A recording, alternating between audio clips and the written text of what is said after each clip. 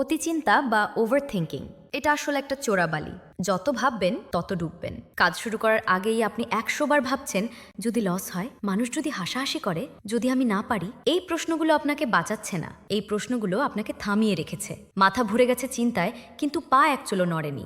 দিন যাচ্ছে, সময় যাচ্ছে, আর আপনি একই জায়গায় দাঁড়িয়ে। অথচ একটু তাকিয়ে দেখুন, আপনার পাশের ওই সাধারণ ছেলেটা, সে স্মার্ট না, সে পারফেক্ট না, সে শুধু একটা কাজ করেছে, এত কিছু না ভেবেই কাজে নেমে পড়েছে। সে ভুল করছে, আবার উঠে দাঁড়াচ্ছে, কিন্তু সেখান থেকেই শিখছে আর ধীরে ধীরে এগিয়ে যাচ্ছে। আর আপনি এখনো প্ল্যানিং এর প্রথম পাতাতেই আটকে আছেন। মনে রাখবেন, পুকুর পাড়ে বসে গবেষণা করে কেউ কখনো সাঁতার শেখেনি। সাঁতার শিখতে হলে জলে নামতেই হয়। পারফেকশন আসবে পথে, আত্মবিশ্বাস আসবে কাজ করতে করতে। অতিচিন্তা আপনাকে সমাধান দেবে না, এটা শুধু আপনার সুযোগগুলো চুপচাপ কেড়ে নেবে। তাই পারফেকশনের অপেক্ষা বাদ দিন, ভাবা বন্ধ করুন, কাজ শুরু করুন আজই। Stop thinking, start moving.